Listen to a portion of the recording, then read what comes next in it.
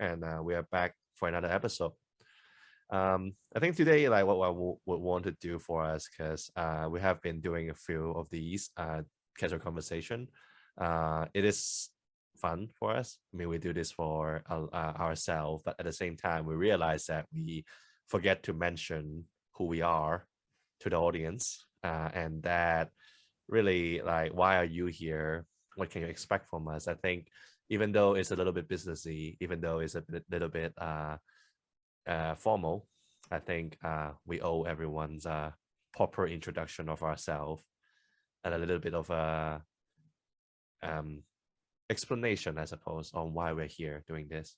So that's what I want to start our episode with today. Is that okay with you, Kevin? Yeah, absolutely. Perfect. Yeah, So I think let's start with I will just shoot it to you and the first question, and I will answer myself first so that you can have time to think. Okay, great. which is okay. Actually, the first one is gonna be who are we? Okay, that is a necessary introduction. I think we are long overdue. So my name is Anson, Anson Chan. I'm currently a tutor and also a podcast host, Instagram background person, an IT guy. Essentially, I'm picking up a lot of different jobs because I sort of embrace a lifestyle that allows me to test a lot of different things, uh, not just careers, but different interests, different projects, different sport, whatever things that I found interesting. I'm actually trying out now. This podcast is one of those things that I'm trying out. As for other things, you might know me from Ferris Hart, which I am the sort of the background person of there, supporting Alex on her psychology platform. Um, and for me, I think the reason why I'm doing this, right, is one, because I really enjoy having conversation with Kevin. Actually, the guy here is the main reason why I'm even on here, because like we always have this have like one-to-one conversation, and we found those to be quite well meaningful for me, and I like to listen to it. And as a record of it, that's sort of where this podcast come in. But I also realize is that like is all of those conversations are actually quite valuable in the sense that I think everyone can learn something or at least gain some insight from it. So that's why we decided to share it, uh, put it online, or at least for me, from my side, is to keep an archive of it and also share this good conversation so that everyone can maybe hopefully in some day in the future listen to it and hopefully benefit from it. If not, just treat it as two guys talking in the background, and hopefully our voice can at least like give you some soothing. That would be a little bit to listening to two, older dude talking in the background as a background noise. Hopefully that will work for you too. So yeah, this is essentially why I'm here. And I'm gonna pass it to Kevin if you are ready for it. Yeah, sure. So I'm Kevin. Um, so I am currently retired, but I need to redefine the definition of retirement so that we're on the same page. Retirement to me doesn't mean that I'm doing nothing at home, um, and going to go over and a high tea at a hotel. That's not really my thing. Retirement to me means being able to do something that I want to do, that I find meaningful, without having to think about whether the money behind it is worthwhile me doing it. Um, so after, well, so if I go back a little bit before, what I used to do was I was in investment banking. I was in financial services for about 20 odd years. I started off being an auditor, and I also was educated overseas, and I lived abroad for a number of years. And towards the last 15 or so years, I was working for a few investment banks, and I got to a fairly senior position. And so therefore, I have fortunately find myself enough financial security to so-called retire. And truth be told, uh, that wasn't the work that I was passionate about, although I was good at doing it because I've done it for so long. And I think I was using my skills and competencies in exchange for the value that I get in return, and service the business that I was relatively good at doing because I've done it for so long. But during that time, I also came to realize that the things that I really like to talk about with people I work with are very often nothing to do with work. They have something to do with life, to do with our growth as a person. And I find myself increasingly a little bit not a great fit, if you like, when I have the conversation with people, including clients, because I guess they want to talk about the market, the investment, how much money we're making, those kind of things. And frankly, I wasn't that interested in talking about that. I could talk about it, but if it was up to me, I wouldn't. So then in 2016, I retired, and I didn't know what to do with myself. And I wanted to become a motivational speaker at that time. So I actually, went abroad and studied under a very famous guy, got a certificate, came back, and only to find out that in Hong Kong, you actually have to be somebody to speak. So I'm a nobody. So nobody would probably want to listen to me speak, least of all about subjects that less people are passionate about. Because as I say, I could speak about finance, I could speak about the markets, but that's not really my number one passion. The things that I do want to speak about, like life, growth, relationships, those kind of things, doesn't really have a market for it. It's not that I need to get paid, right? But just to get enough people to be interested, to congregate, to listen. But I guess now there is a very different landscape, because it used to be that if you want to speak and you want to congregate, you have to host an event and you've got to book a venue, you've got to sell tickets. But now I say a podcast is just as good, because not only does it not cost money, there's very little preparation required, and I get my content and quality of the content out in a very comfortable setting at home. You guys hear it perfectly clearly, and doesn't cost you guys anything. It doesn't cost us much, except Anson's time to lovingly craft and construct the actual clip. But beyond that, this thing takes on a life of its own once we've posted it. It's basically immortal. It's going to be there long after I'm done. And whoever is going to view it, I have no idea. Whoever it may reach, I have no idea. Whatever the person get out of it, I have no idea. And that's what excites me. I'm excited about creating something that I don't know the outcome of, but as long as I'm creating it with good intentions, and I think we are sharing something that is important to us, and we are very authentic about these things, as you will come to know the way we talk about it, I think you will feel that we mean everything we say. And a lot of things in our personal experience. And if people do find it useful and it gets you thinking a little bit, and it improves the way you enjoy your life, your relationship with people around you, your own mindset, and as a result, the quality of your decision making, then I think, wow, you know what? I'd be very, very, happy knowing that sometime in my life before I went, I did something that had a little bit of an impact to somebody, even if it's just one person. So that's how I look at it. I'm not really hyped up about how many views. We're not here to make money. We're not here to do anything commercial. We do it because we would have done it anyway, without recording and putting it on. We would talk anyway, and it's just something that we enjoy. And I thought, well, why don't we just pass it on? We're going to do it anyway. And I thought this what a brilliant idea. And what an amazing age we're living in that allow us to share something so uh, so important to us and potentially for somebody else who we never met and whom we never may meet. Um, how amazing is that possibility? And I'm just every day drowned in the amazement of that uncertainty. Who might view it? What might they think about it?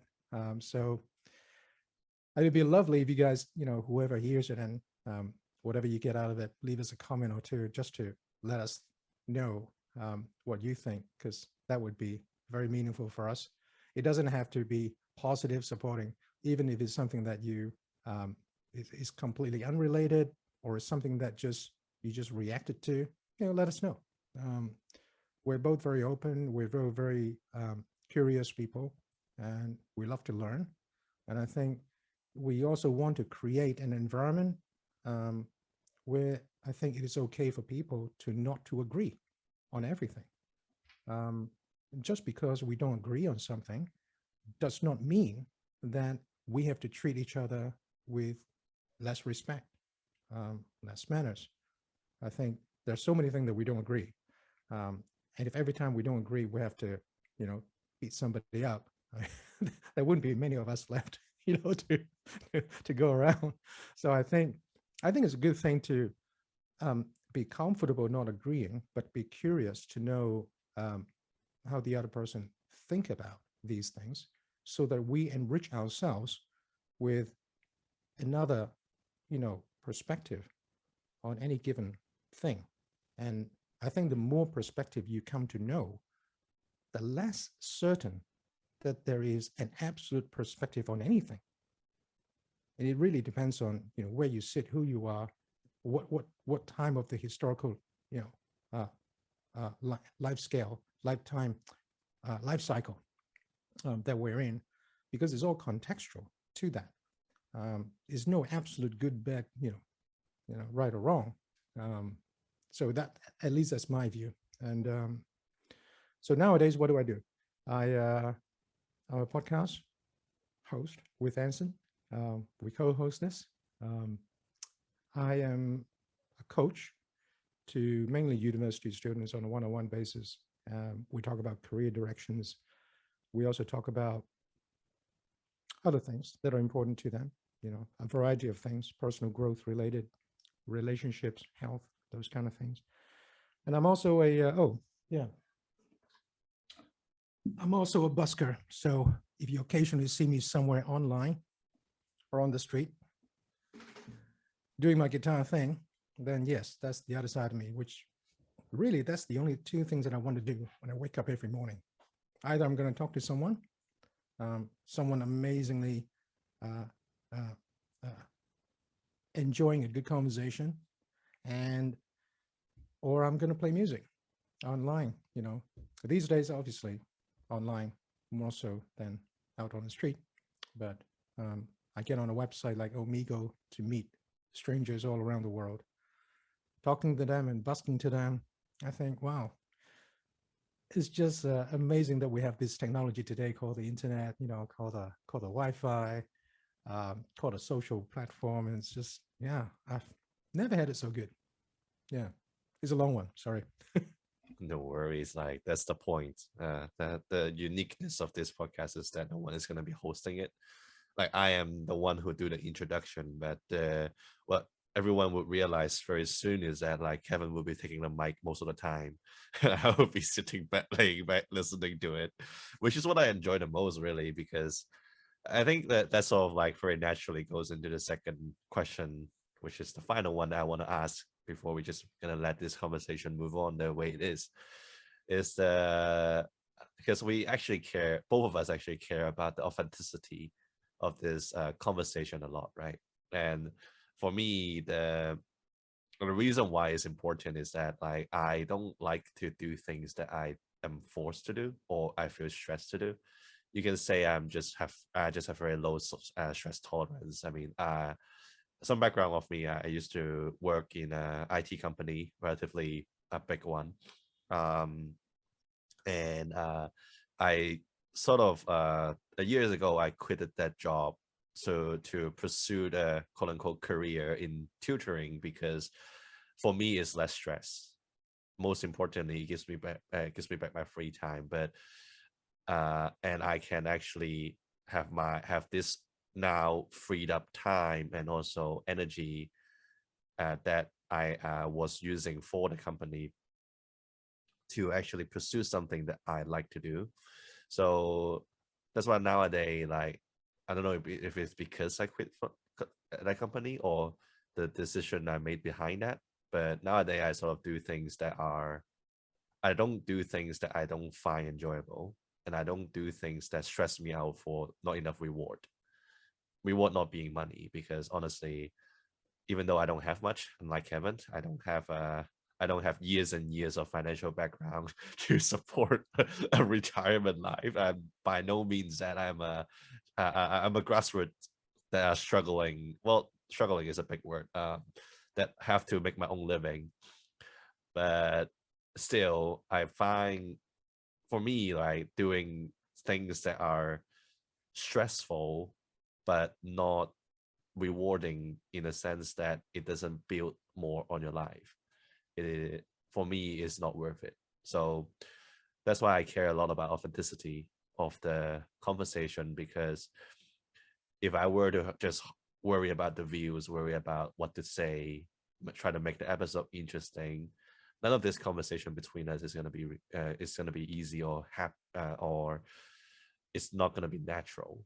And that's sort of like the value, at least for of authenticity for me, is to allow me to do this. Really, if it's not authentic, I'm probably not going to do it. It's too stressful. So that's where I have a question for you, Kevin. Like, I know you actually care a lot more about authenticity than I do. And like, so what is it for you? Like, why so authentic? By the way, I'm saying that. Oh, yeah, no, I appreciate the question. It's probably the first word that I identify with when I retire. So when I first become a coach, I printed my business card. At that time, business card was still a thing, you know. Still a thing now, but it's much less of a thing now than it was before. Depends on what country. Exactly. Yeah. So when I started coaching, I was just going to the mainstream, you know, corporate coaching, executives, stuff like that. So when I go introduce myself, it's probably more expected that I do carry a business card. So I have one. And for the first time in my life, I get to design my own business card. I thought, amazing. If you never try it, you have to try it. It's like you get to define who you are and call yourself whatever you want. And you then proudly represent that to whoever you're meeting. That sense of liberation for me was just unparalleled. The first time I whipped this card to someone and saying that, here's my name, here's what I do. Okay. I remembered that I want to design a business card that is more than just a business card. Most of the time you get a business card, people, you would take it, thank you, put it in the pocket, go home. If they like you, they put it in the Rolodex, or maybe put the number in the phone. And then guess what? It won't get immediately discarded, but at some point in time, it's going to be discarded. Okay. And in the meantime, when it's not discarded, it's not going to be looked at because there is no more value to look at it. Right? A card that is just a name, a number, and an email. I mean, how interesting is it? So I decided it's got to be more than that. So on the back of a business card, on my first business card, I would put in a quote that represents the way I think about who I am. And I remember, because I changed business card now, I have a second business card. The first business card, the quote says, be yourself, comma, because the rest is taken. And oh, actually, be yourself, comma, because everyone else is taken. Okay, because everyone is their own self, right? So if you are not yourself, you're not really doing what you're supposed to do, and you're trying to be someone you're not. And then what is the purpose of you having the talents that you have, the unique combination of experience that you have to bring to the world that something only that combination can bring? That's how I look at that quote, and that's how I interpret it. And I find that extremely meaningful because there's a lot of us on this earth, right? 7.8 billion of us. And our genetic makeup and where we're born, our religion, our race, our culture, our education, every single thing that happened to us in our life, every single reaction we had to it are different. And that shapes who we are up to this point. So you can, without being a scientist, appreciate that at this point in time, every single one of us looks at the world differently, slightly differently than everybody else, because the experience and all of those other criteria that I just talked about are different. And it impacts the way you react. It changes the way you think. It changes the way the neurons are connected. So if that's the case, if I have a problem and I'm just dishing out a question to everyone to answer this, what is a solution to this problem? Theoretically, at some detail level, I'm going to get 7.8 billion different answers because they look at the world differently, they think about things differently, they approach things differently, right? And I'm thinking, well, how excited is that? How amazing would that be? It's truly, what people say, there are always more solutions than there are problems. I think it's true. So by putting that quote in the card, and the quote is from a very famous actor back in those days called Oscar Wilde, okay?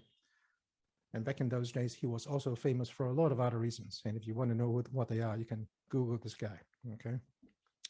Truly ahead of his time. And truly authentic because of that, okay? So after I gave the card to people, a few of them came back and said, after a few months, they said, I still have your card on my table.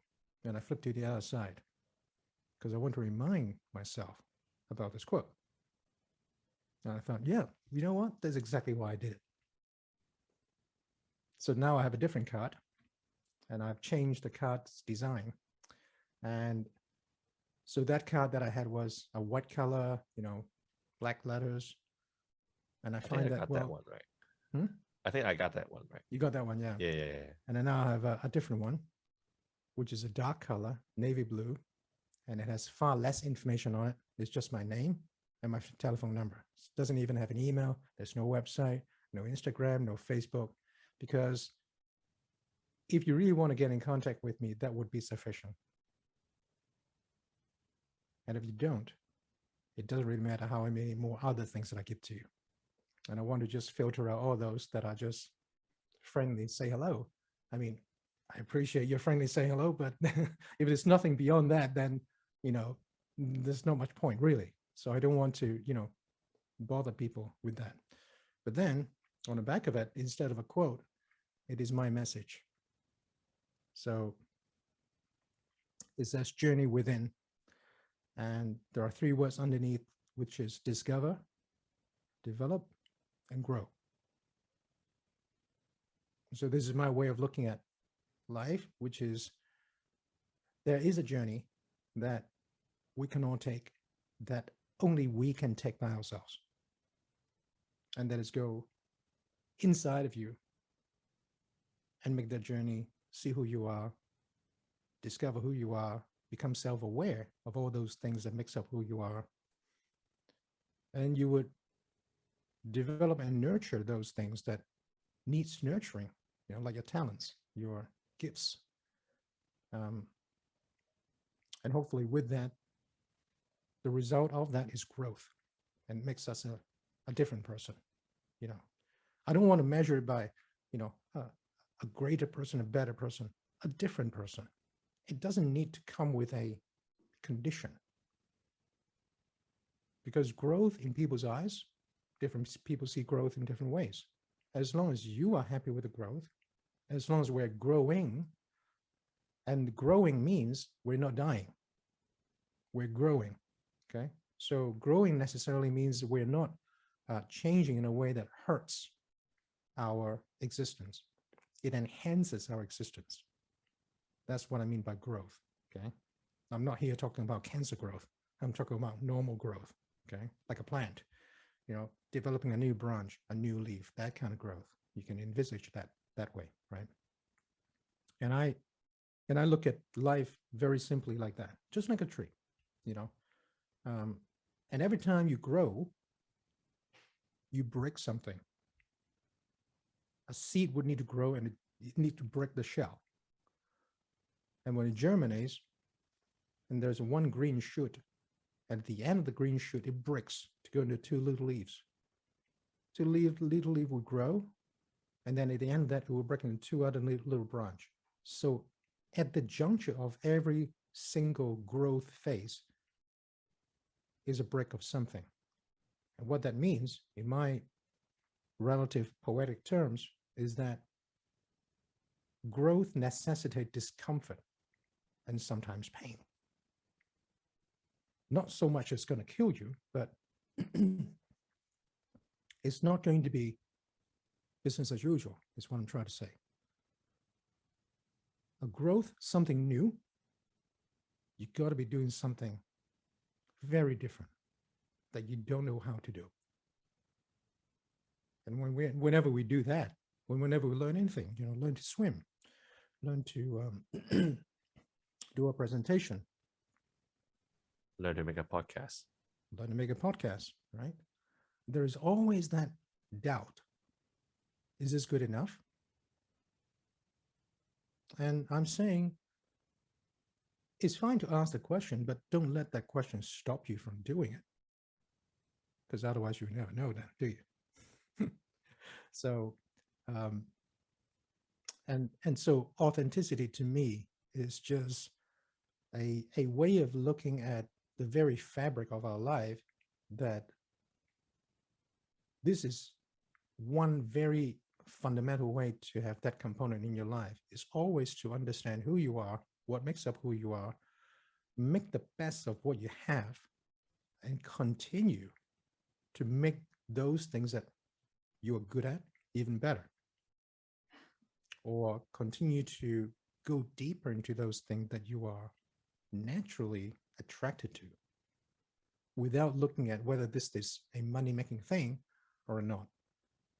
Because the minute you ask the question, you are potentially, not always, potentially deviating from the things that makes you who you are. Because, if I talk to students a lot of times, and in the mind of most students, even if they don't say it, what they're really thinking is that, well, what are the jobs that can make the most money in the shortest period of time, so I can retire as soon as I can and do things that I really want to do? And what skill do I need in order to get that job? And what degree do I need in order to acquire that skill? Okay. It's not the wrong logic. I'm not saying it's wrong. I'm just saying that some people, when they do this, would find themselves matching their natural talents and gifts. But there will be many others who won't, because that is not their natural gifts and talents. And so I think at any stage in your life, authenticity, to me, brings you the experience that ultimately you would want, even though initially you might feel that socially things are not going the way you want. You're not going to be the most popular person. Not many people understand who you are. They may not come to your camp about your values, your beliefs, and you'd find yourself a little bit awkward in front of people that you have to be around, like work, or some certain friends, and you doubt, is there something wrong with me? Should I change to be more, I don't know, socially acceptable? Accommodating. Yeah. Accommodating. Yeah. Yeah. It's great word. Yeah. For me, I try that too. Because that question also happened to me. And I have to say that it's easier for me to say this now at this stage of my life after I retire than it was when I was working, when I still need to rely on a system and a structure to provide for my well-being. Then I feel a certain obligation to fall in to the expected behaviors, right? So I'm not here to preach everyone should be like me. No. Rather than I'm just sharing why I think, in my personal humble opinion, that authenticity is important to me. And part of the reason why we're doing this and why I enjoy this, and I think Anson does too. But we're in no way trying to say you got to be like us. No, please be as you are. But I hope that maybe us sharing this, you have a different perspective into why authenticity would be important to someone, and what does it mean for us. Yeah. I mean, I think I'm so much points that I want to reply to, but I think after processing it, there will only really one reply to what to all that, which is that I think what we were trying to do here, right, at the end of the day, is not to say we are right and the society are dumb for pursuing money, because we need money, and we're not by no means criticizing people that are trying to go on a traditional, what we will call a traditional path of finding a good career, going rising up the rank, and getting a house, and those are all valid, good goals. I think what we're trying to do here is to unveil another options, and options of not caring, options of being being the freak in the society. I mean, using the analogy of plants, right? I mean, everyone likes trees that grows in a way that it looks good. It grows up. It climbs up. It stands straight, and it looks good in the forest. I mean, everyone looks like that. You walk through it, nothing look odd, and then you come upon this tree that's all twisted up with the roots all came out from the ground, and sometimes we're just that tree, right? I mean, not every one of us gets to be the straight tree that just like to grow, just like money, and just happy about, I suppose, conforming to a lifestyle that are most common in society. And I think what we want to do here is to say, well, if you feel like it's uneasy to be that tree, and maybe somewhere inside you there's this twisted genes that you just want to grow into a way that probably won't look good to the society, not just you can do that. There's at least one or two people here that would agree with you on it. And from my own experience, that's all it really takes, because I personally take on that journey of transforming or realizing that I am, I suppose, for lack of a better word, an outcast that doesn't really have the mindset of a traditional person, even though I have been on the path of trying to find a good job and trying to find the money. It just never fit me. But even with Kevin's conversation, even with my girlfriend, even with so much philosophy book and self-help book and how never many knowledge that I have from online, I wasn't able to make this change really until my girlfriend did it herself. She used to be a researcher in a relatively famous institute and relatively famous lab. Uh, Quite a good prospect if you think about it. Because she actually liked science and she wanted to, further the path from psychology. So, but she was one day telling me that, well, it's too much because the lab didn't really allow her to grow the way she wants. She wanted to do things that are, well, benefiting to herself in different way. So she decided to uh, take on a second job as a tutor while working a 10, 12-hour lab job. She worked simultaneously as a tutor and a researcher. And actually later realizing that being a tutor is enough. So then actually just quit the researcher job and become a tutor where the time that are freed up for her, she used to make her own channel and see relative success. Seeing that story, seeing that she have succeeded the way that she had inspired me. But I'm always just a bit envious because how do you get to live so freely? Why you, like, how do I have that life? But I never really make a move. But seeing that, and finally one day I talked to her, like, I asked her, do you think I can do what you're doing? And she said, well, you're 10 times smarter than me. Why can't you do it? And that's actually why I was like, okay, you know what? I can try. And that's where I decided to quit. And I never looked back from there. And I guess what I'm trying to say is that at the end of the day, like, it only takes one person to really inspire you. And for me, this is one of the message that I still felt today that released me from the conformity of living in a society. And I guess this is what I want to say to the audience if you happen to stumble upon this video and to this part of the video, that you can do that too. Is we are living in an age that we don't need to really go into a big company to make a living. And a lot of time we can make a living just by doing things that are relatively unskilled or minor, or at least skilled, but is not how do I say it? It doesn't have a corporate ladder laying behind it. It can be a dead end job.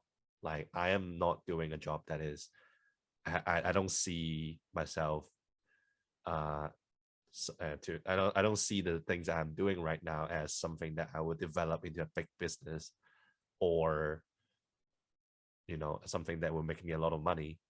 But you don't need that if you know what you want isn't that. And yeah, I mean, I'm gonna be oversharing a lot of things, so I think that's essentially the message that I think I want to say for now. And there are a lot of more that I would want to say, but it would turn into an hour-long monologue. So I better pass the mic back to Kevin before I do that. Actually, I quite like to hear that. Okay, fine. I'll continue a little bit more. Okay. Yeah. So I think, like, there's one other thing that came into my mind as I was speaking is the idea that a lot of time I hear people recently is my cousin, which I hope if she is hearing this, I hope this is sort of for you, I guess. But she is a teacher and she didn't like the job. Didn't like the job to a point where she is literally killing herself to do it. She looked very weak every time I see her. Every time we talk, it's always about how bad the job is, how difficult it is, how unfair it is. and there's a lot of accumulated hatred that is hidden beneath her that I try to alleviate. But honestly, how do you wash something that is soaking poop? You know, you can't clean it. The source of the problem is still there. And but I always ask her, well, if it hurt you so much, why don't you quit? I mean, it's not like you don't have the ability. It's not like you don't have the skills, you know. Like, she is a very educated person, and I found her to be talented. And one of the reasons that she always say, and that's actually what I used to say too, and a lot of other people that I talk to also said it, is that, well, I don't know what to do after I quit. It's like, I'm not like you. In this case, it's me, but in other cases, me talking to other people. Unlike you, I don't have a purpose. I don't have a dream. I don't have a goal that I want to chase. I don't have anything that after I quit, who am I, right? And what am I going to do with all these free times? And I think that's that's actually a very good representation of a fear that we all have, which is the fear of losing the direction. Losing the corporate path, the traditional path is comfortable because it is clear. You make a lot of money, you buy a house, you get a girlfriend or boyfriend, whatever you're into, you get married, have kids, die. That's very clear on what you have, a very clear milestone on what to do and how to do it and when to do it. And that's comfortable because there's a path laid down for you. And if you happen to like that, lucky you, right? But a lot of us don't really like that path because there are just some of us doesn't want to get married. Some of us doesn't want to have a job. Some of us don't just want to do things. Like me, I just like to do things. I don't like to be excellence in anything. And this is something that I wouldn't have said if I were in a corporate job, because it probably would ruin my CV so much that I wouldn't get hired anymore. But I don't like to be excellence in anything. I like to do it with a quality. Don't get me wrong. I'm not saying I'm just gonna do everything. I'm just gonna be, how to say, okay. Yeah, I gotta pick. I give what I do a fair bit amount of seriousness, but I don't want to do it to a point that it hurts me. I'm not saying I stop it when it's painful. I'm saying that the moment that the experience is no longer giving me enough stimuli, then that's the moment that I would say, well, let's find a new one. If I'm a plant, I'm probably a vine that just grow everywhere. Every time I would go into different creaks of walls, and every time when I hit something at the end, the other branch is just going to sprout out and start growing again. If I am like that, and so that's why for me, I never really fitted that mold or traditional path. And I think a lot of people are actually similar to me, because I don't have anything I want to do when I quit my job either. Because being me, I, by definition, I don't really have one thing that I want to do. But to experience, right? You don't need a passion really if you feel like what you're doing right now is not comfortable, because all you need to do is know that you want to try and actually take an action to go try it. A little bit of follow-up of my cousin's story. I think she got affected by me a bit, or perhaps I'm a little bit too egocentric to think that I'm somehow related to that. But later she made a decision to quit her teacher job and went on to try a lot of things. Actually, she tried to make bath bombs. She tried to become a counselor. She's studying a master. And yeah, it's very random. None of this is coherent. But she no longer looked like she's dead. And I think this is what I want. This is what it's really about. Is quitting the traditional path is never about walking toward an other clear direction. Really, you are walking off track to the forest. You are walking a path that no one have walked before. So there's no gonna be a direction where you will see where you want to go, or rather that it will ever be a route that you will see you want to that would whether there ever will be a clear direction for you to follow. But that shouldn't be the reason why we are scared of straying off path, because who knows what you will find in the forest. Maybe you will find that weird tree that looks alike, resonate with it, and finally found who you are. But one thing for sure, staying on the path that makes you feel uncomfortable wouldn't allow that to happen. I know I sound a little bit cheesy now, so but yeah, that's I think what I wanted to share regarding to I think growth and authenticity. I think a little bit more respond to what Kevin said. I think authenticity is meaningful because like we can only live to be ourselves, and really try to constrain yourself if that's what if society or situation requires you to do it, then you are my hero for doing that.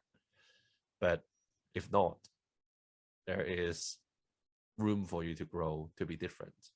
There are ways for you to, for example, like if you're like me, some 20 something young, without without too much baggage in the bag, there really not much reason other than fear stopping you from changing if it hurts. So that's why maybe instead of trying to keeping on that mask, walking a path that you might not like, try to embrace your authenticity. Try to embrace who you are as a person and see what you come out to be. And trust me, it works. At least around me, there are two good examples, with one person advocating it in front of me, that it works. And it doesn't hurt to try, really. It doesn't hurt to try. So yeah, anything you want to go on? You want to talk about, Kevin? Yeah, there's so many things that you said that I resonate with, and probably can't say all of them, but now you know how I feel. I everything that you felt, I felt it before. Yeah. And when you try, when you already have experience in a corporate environment, working for somebody, and you are living within a system that someone else has defined, just like school, it's a system, and you follow the system, there is a certain comfort and familiarity with how you need to navigate that environment, even if the system really isn't for you. I mean, I think some people do like the system. They actually prefer the system if they do have a choice, but some of us don't. And the fact that we have not tried anything else, nor the society at large does not encourage anything else, doesn't help encourage us to actually try that something else outside of the system. And so I think that is one reason why there is a inherent uncertainty that might manifest into a fear that stops people from venturing outside. Okay. But there is a deeper thing here. I think people who want to do something different are seeking some sort of freedom to do the things that they want, the way that they want, with people that they want. And they cannot find a system that is catered for that unique combination. And if there was, that would be a perfect job. I go work there every day. But these systems are created by specific organizations, entrepreneurs, who they themselves are the one making those things happen. So a founder of a company many years ago, he had this thing. He sees nothing around the world that fits in with what he wanted to do, so he goes and create one. So he jumps out and he said, I want this so bad, I'm just going to do it by myself because no one else is doing it. And they started doing it. They kept doing it. They were doing it by themselves. And then he found that, oh, enough people want it. I can't handle it by myself anymore. I need a helper. So he recruits somebody else. And that's how the tree grows. Just like a normal tree, one leaf at a time. It is a long process. Well, at least in the person creating it, that if all that person is looking at is the result, when am I going to get fruit? Where's the mango coming out? Then you're not going to have a lot of motivation to fertilize and water the plant. If you don't actually enjoy the process of watering, smelling the grass, getting the sun's warmth when you're out there working the fields, then I don't think you're going to stay long enough to see the tree flower and fruit. And so this freedom that we seek has a price, and the price is uncertainty. Uncertain how long it's going to take, uncertain how much effort I need to make, uncertain how many times I'm going to fail, uncertain if anyone ever is going to catch hold of this idea. Everything is uncertain because there is no system, because you're trying to find something that doesn't exist. So you have to go out and create it. Just like I did. I have a lot of problem with the word coach because it doesn't really describe what I do according to the textbook definition or the organization definition of the word coach. So yes, I studied to become a coach. I also initially joined the organizations that were professional coaching organizations. And then, of course, as part of joining that, you need to understand their parameters of the way you behave in order for you to be a coach, according to that definition of what a coach is. Now, I'm all for the ethics of being a coach. I think that's unquestionable. So I abide by that 100%, even if you don't ask me. But there are certain things that you do as a coach, the way you would use the techniques and those things. And I'm thinking, you know what? That's really not me. I don't do that. I don't feel that. I just don't naturally do that. I think something else is more important. My skills are resting somewhere else. My competence is in something else. And I don't want to do it. Now, if I don't do it, I'm thinking, well, do I still call myself a coach? And if I don't call myself a coach, well, what do I call myself? How do I explain who I am? Okay. So, and that's the reason my card reads like this. It's my name and my number. I don't have a title. I cannot find a title that already exists in this world that adequately describes who I am. So I'm not going to put it there. Why should I restrict myself, who I am, the way I am, to some predefined thing of which I don't fit into? And I haven't found the thing that I should fit into yet. So in the meantime, I'm just going to put nothing. I'm just this name. You ask me who I am, what I do, I'll explain. But I don't have a label for you. I'm delabelizing myself, delabeling myself, okay, if you like, okay? Because in my humble experience of doing what I do, what I choose to do, that is the mindset that allows me to do what I'm doing today.